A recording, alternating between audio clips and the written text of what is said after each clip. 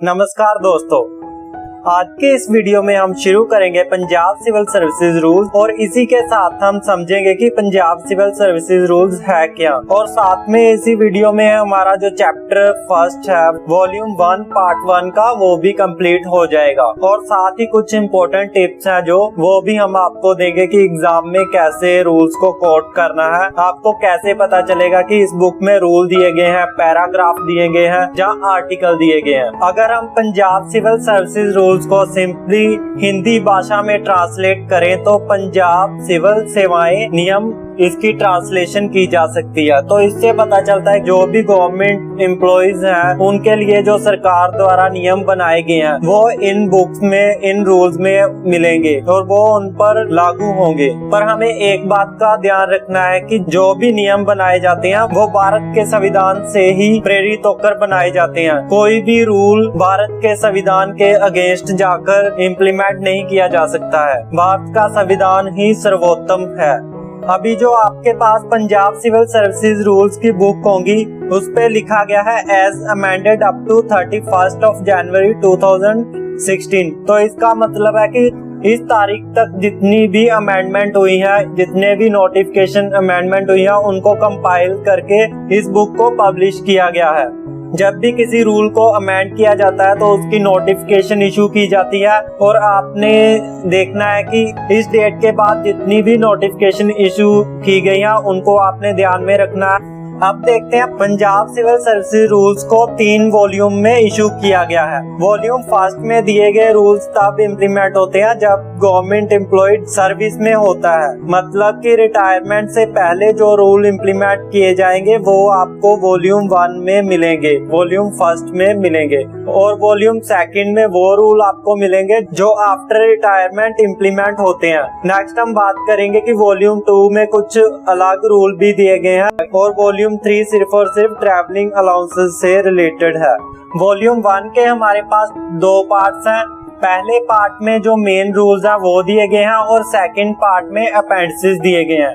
अब आगे बढ़ने से पहले जान लेते हैं कि किस बुक में रूल्स दिए गए होते हैं, किस बुक में आर्टिकल दिए गए होते हैं और किस बुक में पैराग्राफ दिए गए होते हैं। इसको पता कैसे करना है, तो इसके लिए आपने बुक में इंडेक्स में जाना है और इंडेक्स से आपको पता चल जाएगा कि उसमें रूल्स दिए गए हैं, आर्टिकल दिए गए हैं या पैराग्राफ दिए गए हैं। तो इस बुक में देखिए यहाँ पर इंडेक्स में टेबल ऑफ कंटेंट आपको नजर आ रहा है, इसमें रूल्स दिए गए हैं। और अगर हम बात करें हमारे कॉन्स्टिट्यूशन ऑफ इंडिया की, उसमें आर्टिकल दिए गए हैं। अकाउंटिंग कोड की बात करें तो उसमें भी आर्टिकल दिए गए हैं और बजट मैनुअल की बात करें तो उसमें पैराग्राफ दिए गए हैं। वॉल्यूम 1 पार्ट 1 के चैप्टर को शुरू करने से पहले तीनों वॉल्यूम्स में देखेंगे कि क्या क्या कवर किया जा रहा है। तो वॉल्यूम 1 में पार्ट 1 में आप आ जाइए। इसमें टेबल ऑफ कंटेंट्स में सबसे पहले देखिए दिया गया है चैप्टर, कंटेंट्स और रूल्स। तो सबसे पहला जो चैप्टर है वो है एक्सटेंट ऑफ एप्लीकेशन। ये हमें बताएगा जो हमारे पंजाब सिविल सर्विसेज रूल्स हैं वो किन किन सिचुएशंस में कैसे इम्प्लीमेंट होते हैं। सेकंड चैप्टर में डेफिनेशंस दी गई हैं। थर्ड चैप्टर में general condition of service rules दी हैं। जनरल कंडीशन कौन सी हो सकती है? Health, age of entry, vaccination, revaccination etcetera. तो इसको डिटेल में हम चैप्टर जब पढ़ेंगे तब देखेंगे। तो फोर्थ चैप्टर हमारा पे से रिलेटेड है। इसमें आ जाएगा पे फिक्सेशन करना, पे फिक्स कैसे की जाएगी डिफरेंट सिचुएशंस में। और फिफ्थ चैप्टर है एडिशंस टू पे। एडिशन टू पे क्या होता है?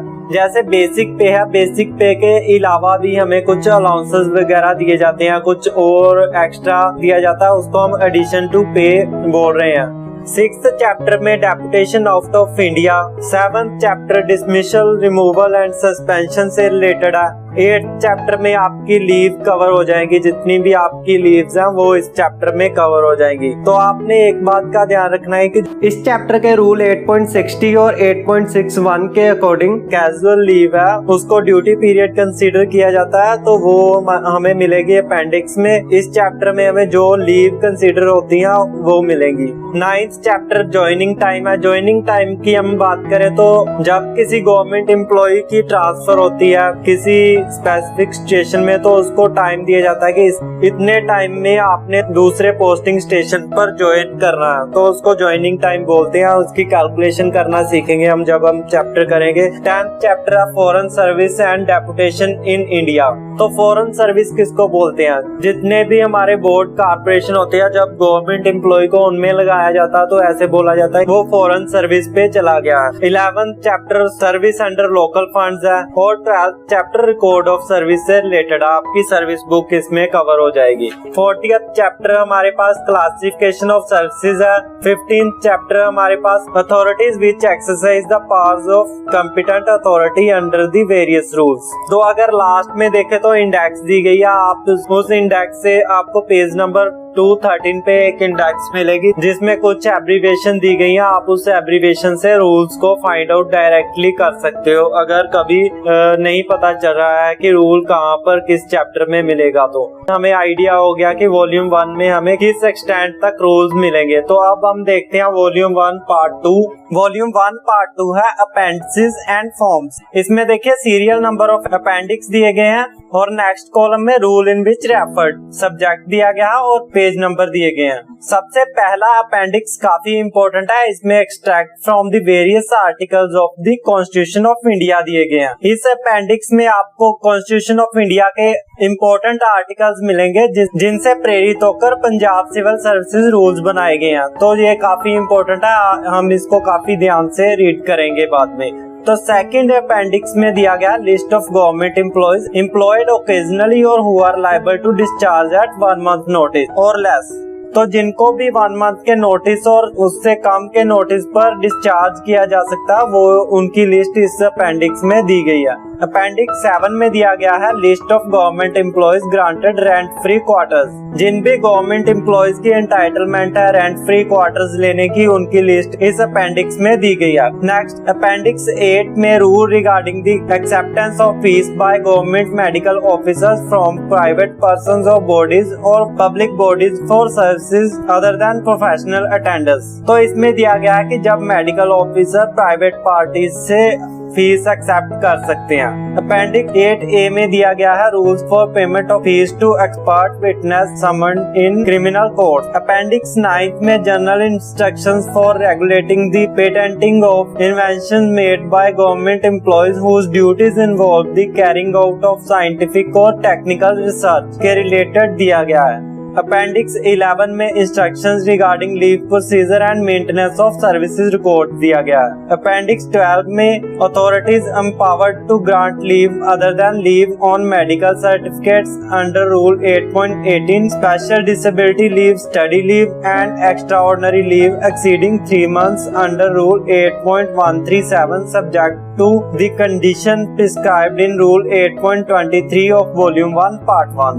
Appendix 16 में model terms for the grant of leave to government employees engaged on contract. Contractual employ की लीव से रिलेटेड रूल्स दिए गए हैं यहाँ पर। अपेंडिक्स 17 बहुत ही इम्पोर्टेंट है, ये कैजुअल लीव और क्वारंटाइन लीव के बारे में है। Rules for the grant of casual and quarantine leave. Appendix 18 में दिया गया है list of government employees serving in vacation department. तो जिन भी एम्प्लॉयज की वेकेशन की एंटाइटलमेंट है उनकी लिस्ट इस अपेंडिक्स में आपको मिल जाएगी। अपेंडिक्स 18 में आपको मिल जाएगी। अपेंडिक्स 20 में दिया गया है rules relating to the grant of additional leave to government employees for the study of scientific, technical or similar problems or for undertaking special courses of instruction।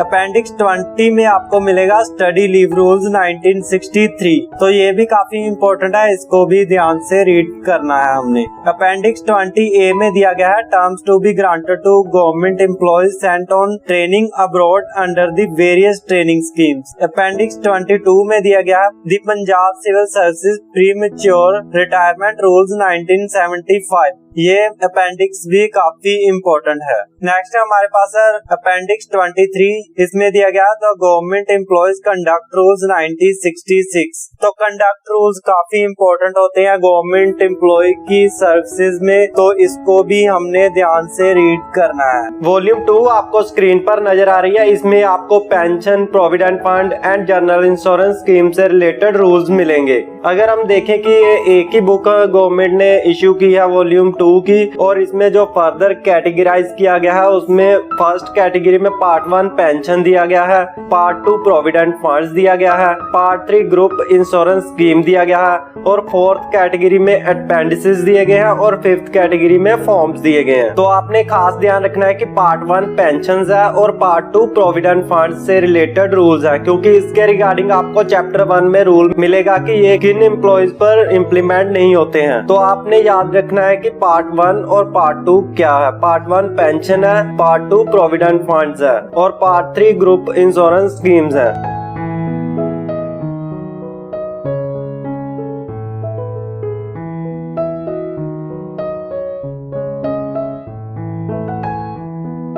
अब हम वॉल्यूम 3 को स्किप करते हैं और डायरेक्टली आते हैं वॉल्यूम 1 पार्ट 1 के chapter 1 पर, जो है एक्सटेंट ऑफ एप्लीकेशन। इसमें रूल 1.1 में दिया गया है कि कॉन्स्टिट्यूशन ऑफ इंडिया का आर्टिकल 309 गवर्नमेंट को पावर देता है गवर्नमेंट एम्प्लॉइज से जुड़े सर्विस रूल बनाने की, और इसी पावर को यूज करते हुए पंजाब सिविल सर्विसेज रूल्स को इशू किया गया है, जो कि 1 अप्रैल 1953 से इम्प्लीमेंट हो चुके हैं। रूल 1.2 के क्लॉज 1 में लिखा गया है कि ये रूल पंजाब गवर्नमेंट एम्प्लॉइज सभी कैटेगरी के एम्प्लॉइज पर इम्प्लीमेंट हो गए जिनको भी सैलरी पंजाब सरकार के कंसोलिडेटेड फंड से दी जाती है। इसमें member of state services group A and group B, member of state services group C, member of state services group D भी शामिल किए गए हैं। इसके साथ ही जिसको गवर्नमेंट ने कोई स्पेशल पोस्ट पे रखा है या कोई और गवर्नमेंट एम्प्लॉय या क्लास ऑफ गवर्नमेंट एम्प्लॉय जिस पर गवर्नमेंट ने स्पेशल या जनरल ऑर्डर के द्वारा इन रूल्स को इम्प्लीमेंट कर दिया है, इन सभी पर ये रूल इम्प्लीमेंट हो गए। इसी के साथ ही इसके नीचे प्रोविजो में दिया गया है कि वॉल्यूम 2 का पार्ट 1 पेंशन और part 2 Punjab general provident fund rules, जिन कैटेगरीज या एम्प्लॉयज को हम ऊपर पढ़ चुके हैं या जो एम्प्लॉयज 1 जनवरी 2004 को या उसके बाद रिक्रूट हुए हैं, उन पर इम्प्लीमेंट नहीं होगा, और उन सब पर new defined contributory pension scheme implement होगी। इसके बाद इस रूल के नीचे नोट 1 दिया गया है। आप एग्जाम में जब इस रूल के नीचे नोट 1 को कोट करोगे तो आपने कैसे करना है, आप लिख सकते हो नोट 1 बिलो रूल 1.1 ब्रैकेट में 1 of Punjab civil services rules volume 1 part 1। तो इस तरह से आपने एग्जाम में रूल कोट करने हैं। रूल कोट करने के भी 2 मेथड है। आप यहाँ तो जब आंसर स्टार्ट करोगे उससे पहले ही रूल कोट कर सकते हो, जहाँ जब कंक्लूड करोगे आंसर को तो उसमें कोट कर सकते हो। नोट 1 में लिखा गया है कि गवर्नमेंट एम्प्लॉयज टर्म में टेम्परेरी और ऑफिशिएटिंग गवर्नमेंट एम्प्लॉयज को भी शामिल किया जाता है, जब तक कि किसी और रूल में ये ना लिखा गया हो कि ये गवर्नमेंट एम्प्लॉय नहीं समझे जाएंगे, या उनका जो कॉन्ट्रैक्ट है उसमें कुछ ऐसा क्लैरिफाई कर दिया गया हो, या हमारे जो पंजाब सिविल सर्विसेज रूल्स है उनमें किसी सिचुएशन में उनको इस टर्म से बाहर कर दिया गया हो, तो इन सिचुएशन में उनको गवर्नमेंट एम्प्लॉयज नहीं समझा जाएगा। पंजाब लेजिस्लेटिव असेंबली को पावर मिली हुई है कि वो अपने सेक्रेटरीट स्टाफ के लिए खुद सर्विस रूल्स बना सकता है। इसी के साथ ऑनरेबल पंजाब हाई कोर्ट है, वो अपने अंडर काम करने वाले एम्प्लॉयज के लिए सर्विस रूल्स बना सकते हैं, और जो पंजाब पब्लिक सर्विस कमीशन है उसको भी पावर मिली हुई है कि वो अपने एम्प्लॉयज के लिए खुद से रूल बना सकता है। तो हमारे पास जो नोट 2, नोट 3 और नोट 4 है उनमें लिखा गया है कि इन सभी ने अपनी असेंट दे दी है कि वो पंजाब सिविल सर्विसेज रूल्स को ही अडॉप्ट करेंगे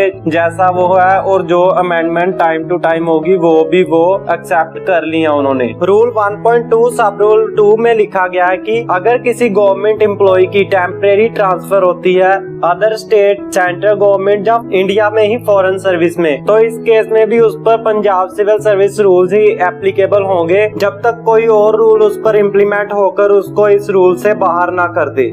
इसके बाद इसी रूल में कुछ ऐसी कैटेगरी दी गई है जिनमें यह रूल कुछ एक्सटेंट तक ही, कुछ लिमिट तक ही इम्प्लीमेंट होंगे उन केसेस में। यह लिमिट पता चलेगी फॉरेन सर्विस या टेम्परेरी ट्रांसफर की टर्म एंड कंडीशन से। अब रीड करते हैं ये कौन कौन सी सिचुएशंस में ऐसे होता है। इनमें फर्स्ट कैटेगरी में कोई आउटसाइड इंडिया फॉरेन सर्विस पे जाता है, तो अगर कोई यूनाइटेड नेशन एजेंसीज में इंडिया के अंदर ही या बाहर जाता है तो, और जिसकी भारत सरकार की आर्म्ड फोर्सेस में टेम्परेरी ट्रांसफर होती है, उन पर कुछ एक्सटेंट तक ही ये रूल एप्लीकेबल होंगे। रूल 1.3 में लिखते हैं कि अगर किसी कॉम्पिटेंट अथॉरिटी को लगता है किसी पोस्ट के लिए कोई स्पेशल प्रोविजन बनाने की जरूरत है जो पंजाब सिविल सर्विसेज रूल्स में नहीं है या उस पोस्ट के लिए सही नहीं है, उसको चेंज करने की जरूरत है, तो उसके लिए कॉम्पिटेंट अथॉरिटी आर्टिकल 310 के क्लॉज 2 को ध्यान में रखकर यह प्रोविजन उस पर्सन के साथ एग्रीमेंट करके बना सकती है।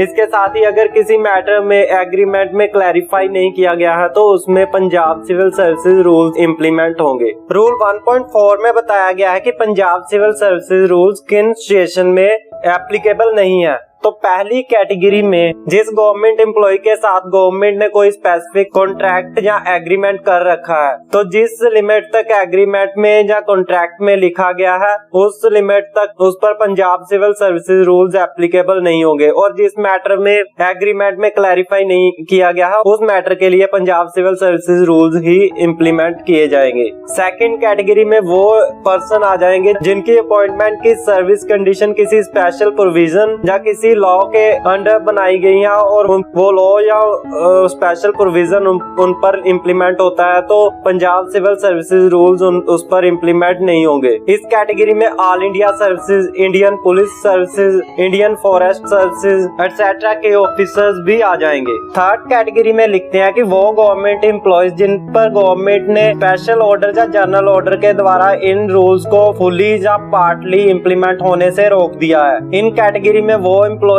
शामिल होंगे जैसे जिनको ओकेजनली अपॉइंट किया जाता है, उनको 1 मंथ के नोटिस या उससे भी कम पर जॉब से डिस्चार्ज किया जा सकता है। इसकी लिस्ट हमें अपेंडिक्स 2 में मिल जाएगी। इस रूल के नीचे दिया गया जो एग्रीमेंट के लिए फॉर्म है वो आपको आपकी पार्ट 2 में मिल जाएगा। नेक्स्ट रूल 1.5 देखते हैं। इसमें लिखा गया है कि अगर किसी रूल के रिगार्डिंग डाउट होता है कि ये रूल उस पर्सन पर इम्प्लीमेंट होगा या नहीं होगा, तो इसके रिगार्डिंग डिसीजन कॉम्पिटेंट अथॉरिटी ले सकती है। रूल 1.6 में लिखते हैं कि इन रूल्स के साथ किसी एम्प्लॉय के बेनिफिट या राइट को खत्म नहीं किया जा सकता जो उसको किसी लॉ या उसके टर्म ऑफ एग्रीमेंट में मिला हो। रूल 1.7 में बताया गया है कि कौन सी सिचुएशन में जो रूल है कौन से वाले इम्प्लीमेंट किए जाने हैं। तो सबसे पहली जो सिचुएशन है वो पे एंड अलाउंसेस के रिगार्डिंग है। मान लीजिए किसी गवर्नमेंट एम्प्लॉय को अप्रैल 2020 की सैलरी दी जानी है, पे एंड अलाउंसेस दिए जाने हैं, और गवर्नमेंट ने जो जून मंथ से जो रूल है चेंज कर दिया है, सैलरी इंक्रीज कर दिया, तो वो गवर्नमेंट एम्प्लॉय ये नहीं कह सकता कि मुझे जून मंथ की जो सैलरी थी जो रूल्स इम्प्लीमेंट हो गए हैं वो उनके हिसाब से मुझे भी वो बेनिफिट दो, मुझे भी सैलरी इंक्रीज करके दो। उसको जिस पीरियड में उसने अर्न किए थे पे एंड अलाउंसेस वही उसको मिलेंगे। इसके बाद जो सिचुएशन दी गई है ट्रैवलिंग अलाउंसेस की, तो ट्रैवलिंग अलाउंसेस में वो वाले रूल इम्प्लीमेंट होंगे जिस टाइम में उसने ट्रैवल किया था और जो रूल इम्प्लीमेंट थे उस टाइम वही उसको मिलेंगे। इसके बाद पेंशन से रिलेटेड रूल्स के बारे में बताया गया कि पेंशन के वो रूल इम्प्लीमेंट होंगे जब गवर्नमेंट एम्प्लॉयज को सर्विस से रिटायर किया जाता है या डिस्चार्ज किया जाता है, तो जो रूल इम्प्लीमेंट थे वही रूल उस पर एप्लीकेबल होंगे। रूल 1.8 में लिखा गया है कि इन रूल्स को इंटरप्रेट करने की, चेंज करने की या इसमें एग्जम्पशंस देने की पावर सिर्फ और सिर्फ डिपार्टमेंट फाइनेंस के पास है। नोट 1 में लिखते हैं कि अगर किसी ने इनके रिगार्डिंग इंटरप्रिटेशन या अल्टरेशन की रिक्वेस्ट करनी है तो वो डिपार्टमेंट ऑफ फाइनेंस को उस एडमिनिस्ट्रेटिव डिपार्टमेंट से ही आनी चाहिए, डायरेक्ट कम्युनिकेशन को एक्सेप्ट नहीं किया जाएगा। जैसे मान लीजिए कोई DDO direct department of finance को लेटर लिख देता है, head of office direct finance department को कम्युनिकेट करता है, तो उस सिचुएशन में उसको एक्सेप्ट नहीं किया जाएगा। नोट 2 में लिखते हैं कि डिपार्टमेंट ऑफ फाइनेंस को अगर लगता है कि किसी रूल के कारण किसी को अनड्यू हार्डशिप फेस करनी पड़ रही है, किसी क्लास ऑफ गवर्नमेंट एम्प्लॉयज को या किसी स्टेट गवर्नमेंट एम्प्लॉयज को, तो वो इनको रिलैक्स कर सकते हैं, उनको इन रूल्स की रिलैक्सेशन दे सकते हैं। इसके लिए आप एजुकेशन डिपार्टमेंट की एग्जांपल ले सकते हो। बहुत सारे रूल्स जो बाकी डिपार्टमेंट पर इम्प्लीमेंट होते हैं, डिपार्टमेंट ऑफ फाइनेंस ने एजुकेशन डिपार्टमेंट में कुछ रूल्स को रिलैक्स किया हुआ है। तो लास्ट में बताया गया है कि स्टेट गवर्नमेंट एम्प्लॉयज का मतलब है है वो सारे एम्प्लॉयज जिनकी service condition governor of Punjab के द्वारा कॉन्स्टिट्यूशन के आर्टिकल 309 में दी गई पावर के द्वारा रेगुलेट की जाती हैं शामिल किया जाता है। इसी के साथ हमारा वॉल्यूम 1 पार्ट 1 का चैप्टर 1 जो है कंप्लीट हो गया है। दोस्तों उम्मीद है आपको हमारी ये वीडियो पसंद आई होगी, और अगर पसंद आई है तो इसको लाइक करना और दोस्तों के साथ भी शेयर जरूर करना। अगर आप इस चैनल पे पहली बार वीडियो देख रहे हैं तो चैनल को सब्सक्राइब भी जरूर करना। Thank you so much.